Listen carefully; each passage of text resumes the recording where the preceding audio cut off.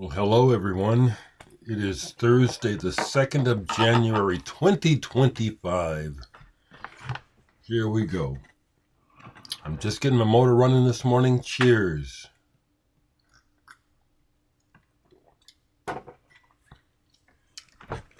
Part of what got me to make a video this morning was receiving a message from my friend David down in Atlanta. Happy New Year, David. He was talking about the word activate. And it's the right word, another word that we could be used for what I mean by activate is inspired, to be inspired. But if activate is really actually more accurate. And it is cool how certain people, events can activate us. And Cubby and Blake, their energy and their youth, it inspires me and it activates me. And we had another fantastic session yesterday. When we had the session a few days ago that I told you about, I left it up to them. When do you want to get together again? And Blake's the one that said New Year's Day, and I said, well, yeah, we'll see. They came over.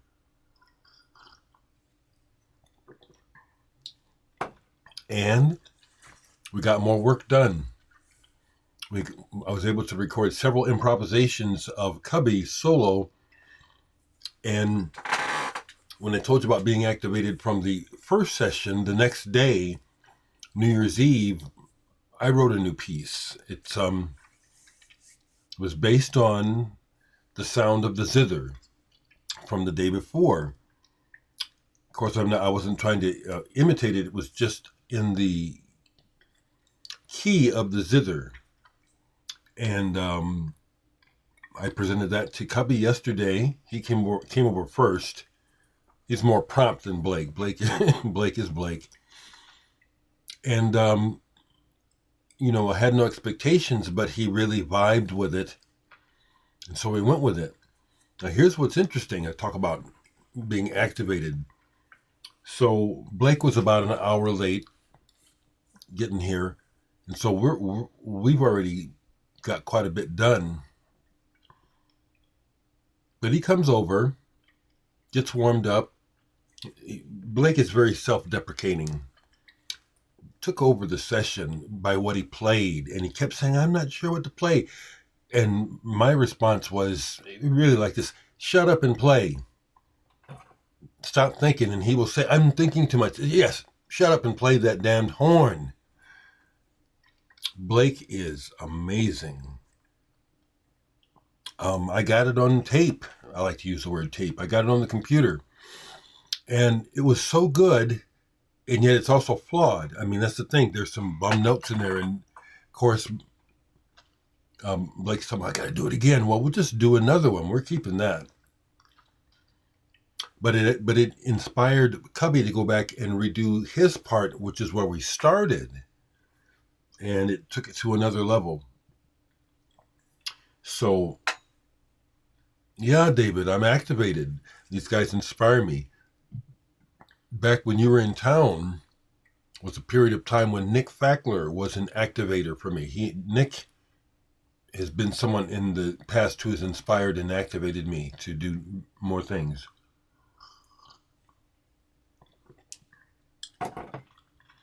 Listening wise, we played two things. I've been talking to you guys about the Shabaka, and again, I'm telling you, turns out that Cubby had seen Shabaka play with either the Comet is Coming or someone else. This is very good. We're not doing this, but this is a territory that we are in at times, which is spiritual. The other thing that I played for them that I had just pulled, for no reason except that I forgot it's an old favorite, is Andrea Marcelli, Oneness. Andrea Marcelli is a drummer. I don't know much else about him, but this is fusion jazz. He's got great players on here. Alan Holdsworth is on here to great effect. Gary Thomas, Chuck Loeb, Mitchell Foreman, Jimmy Johnson, Gary Willis, great players. And I love playing stuff for these guys, and vice versa. But other people in town, and I'm saying this in a real general sense, so it's not completely true, but generally it's true. No one else in town plays the kind of music for other people that like I do. There are probably some, but not too many musicians. It's like this is such a roots-oriented town, or just mainstream. See, that's the deal. It's like there's these music and commerciality stay within this really narrow boundary, in my opinion. And so it's like country and blues and pop, and the jazz is even, to me, a little bit watered down here as far as their approach. So I'd be playing shit for people, It's like, I'm listening to this music, listen to what these people are doing,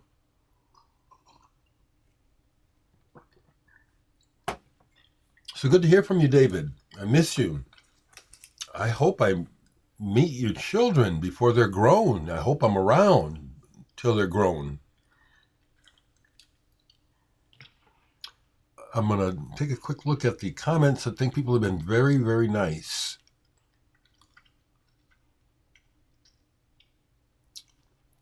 Thank you, Bluger. I'm glad you enjoy the music. I'm glad that folks are warming up to me being a musician, and the fact that I'm focusing more on my music now. It's taken me a long time to have the confidence to do this.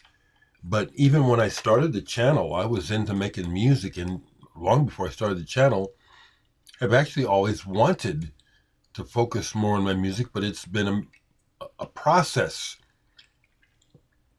of continuing self-discovery and growth that I'm at the point where it's like, yes, my shit is good, it's substantial, and this is one of the main things I do in life is make music. So let me share it. Anything else to comment on? Happy New Year, everyone. Yes.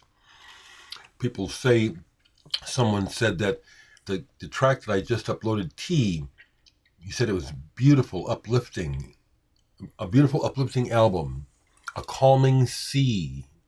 Thank you. Someone else said, yeah, there's plenty of nudity on YouTube. It's ridiculous. And on the subway too, probably. Andrew said, a very soothing and beautifully crafted track, like a well-brewed cup of tea, responding to listening to the track Tea. Thank you. Another person said, I'm enjoying a very nice cup of oolong tea while listening to Dereck's composition. Fantastic, people. Someone else asked, I wonder if some of your racist followers complained about the video and had it removed. Not that it matters any, and it doesn't. And more than likely it is. It hits, because I've been on here a long time, and it's funny how someone can complain about a little snippet of seeing a woman in a video, and I've complained time and time again over the years I've been on here about the people who have trolled me and have been unkind to me and rude to me. I've reported it. I block and report. I've never gotten a response. So that to me just is very highly suspect. That behind the curtain, that what we don't know and what we can't see, things aren't what they say they are. Oh, it's just algorithms. I wonder about that. Evil world, evil stuff going on. So, it's the 2nd of January. I do not make New Year's resolutions anymore. I'm at the point where I'm just really happy to still be alive. I'd like to be alive a long time, but I am grateful for every single moment. Both my parents were dead in their 50s, and I've always been neurotic about that, especially before I turned 50. I said, I hope I make it to 50, and here I am approaching 70. It's a blessing. I'm very thankful, very thankful. So I've been so activated musically, I haven't been playing records. So all I can do really in that department is do a pull. I did play Wallflower for Cubby and Blake a couple days ago because they were just asking me about stuff. Wallflower by Peter Gabriel just touches me. It's about political prisoners, but to me it also describes the experience that some people can have in the mental health system, where you become prisoners and you are persecuted not because you're mentally ill, but because of who you are, what you have. Maybe you come from a family of money and you're not quite right. I've worked with a lot of people where people were shut away, rich people shut away who are not socially correct, not even ill, just not socially correct, and they're imprisoned in the mental health system because of money. It made me cry that I had to leave the room. I told him the song always makes me cry. I love one of the last times that I saw Peter Gabriel live was the New Blood tour.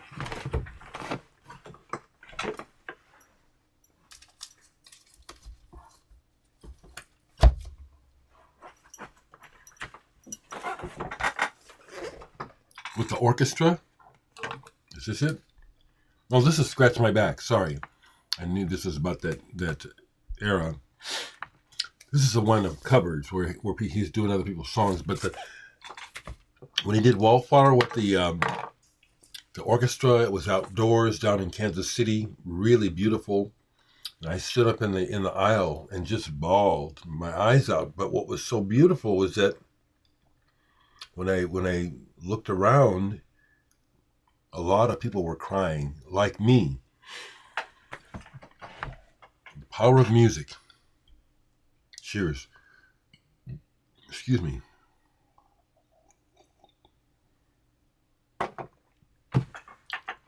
We talked deeply. I especially love, well, I like talking to Blake, but I like talking to Cubby. He's deep for a young man.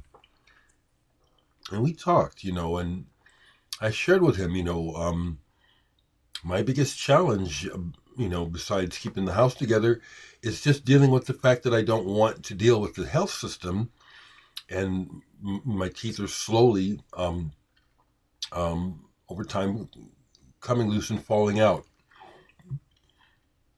At some point, I will likely have to look into dentures, but I don't want to. And as this process happens, I accept it. It's my own fault. Number one, that I didn't take good care of my teeth in the first place. But number two, it wasn't my fault that I was working on a movie and got hit in the mouth, literally my teeth shoved up into my head when the front of a big boat knocked me in the mouth. You would have had to be there to see it. It was like the people on the back end of the boat that were moving failed me and dropped it, and it went up and pow. So that's what's destroyed my mouth. But in talking to Cubby, because he's sharing what's happening with him, that's what I had to share. I'm really at peace with myself. I like myself, and I like my life. Stop and think about it, you folks that are watching. Can you say that? Do you love yourself? I hope you do. Do you like yourself? I hope you do. A lot of people don't. Are you at peace with where you are at in life? I am.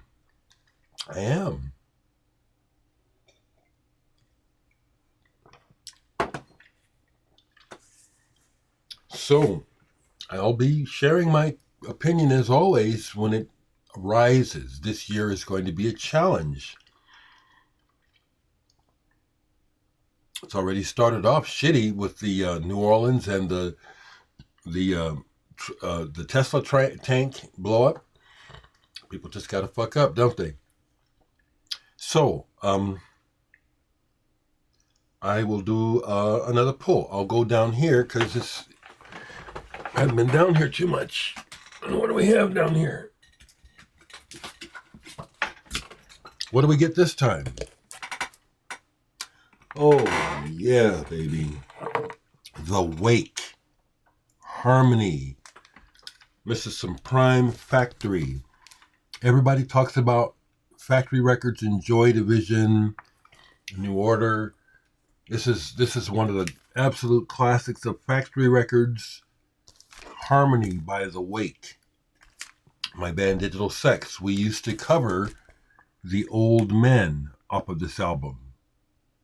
Great, simple, but again, sometimes it's the simplest things that are the most effective. And this album isn't a classic that every track is good, but so much of it is so good and so singularly strong. That's how I feel about it. This is a killer album. If you've never heard it, Harmony by The Wake. That is some good shit. Yeah, that'll get played, I think, unless I already have a list of to do in the studio based on working on the Muse. I'm working on the Muse number 2, where it's in effect. It's happening.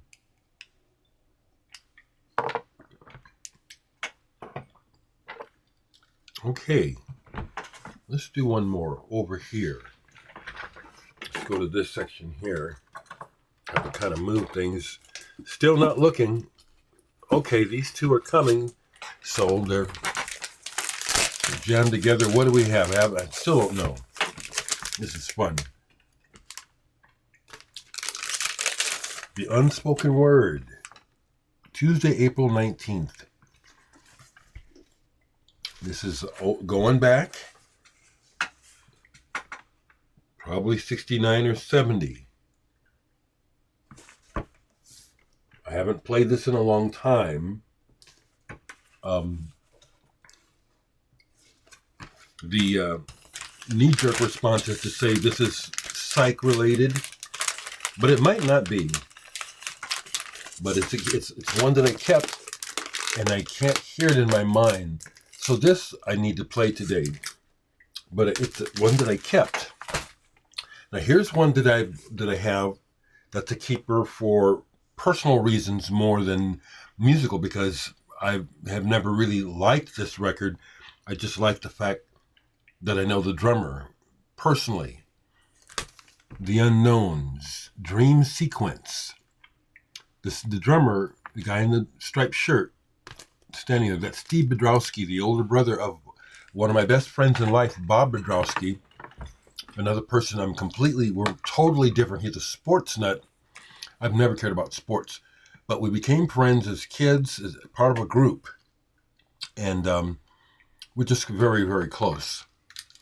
But it's his older brother, and early on in our friendship, discovered that we had this in common. Bob didn't play, but his older brother did.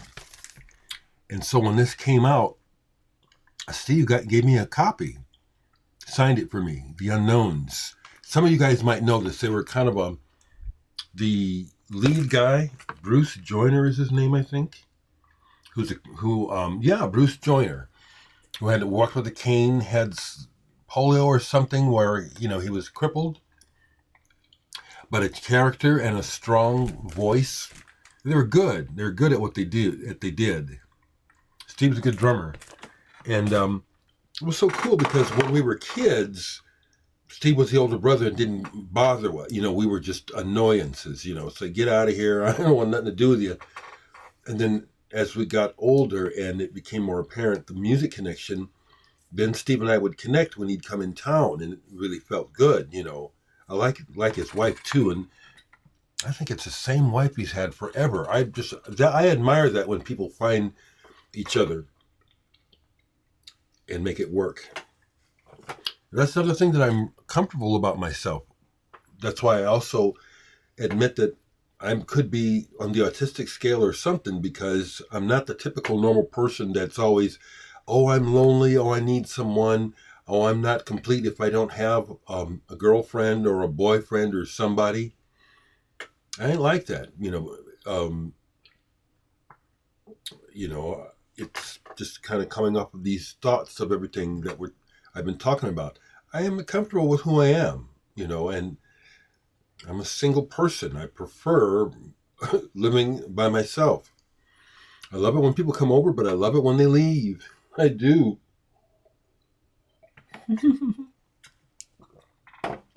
Okay, 21 minutes. I'll do one more. Because it's also, this is wonderful. It's like self-discovery in some ways. We'll go back down over here because, like I say, I hardly go down in this area. Oh, what do we have this time? Round trip. Sadao Watanabe. Note the ringware, okay? The ringware is thanks to my older brother, James.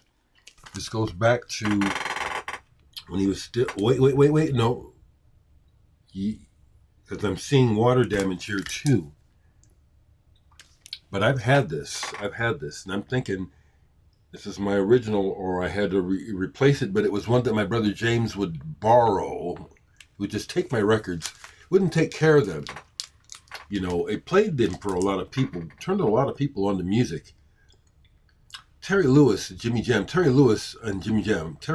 of the time probably got turned on to music from my brother, but it was actually me. This is a killer album. Japanese saxophonist with Chick Corea, Miroslav Vitous, and Jack DeJohnette. You can't go wrong with that rhythm section. Haven't played this in a while, but sparks fly on this. It's just good music, good jazz, very good playing. And I've met 3 of these 4 people. I've met Miroslav, I met Chick Corea, I met Jack DeJohnette. Wonderful moments in life. So here we go, 2025. Here we go. Always thinking about the family. I know that times are tough for most of y'all out in California, and I do what I can, but I got to hold it down here. So I hope, against hope, that this year will bring some money to my family. I ain't even going to say the word jobs. I think it's a sin that my older sister, as old as she is, has to look for work because she doesn't have a job again. This sucks. So anyway, let's go forward. We try to be more up, since I like to be more encouraging than down.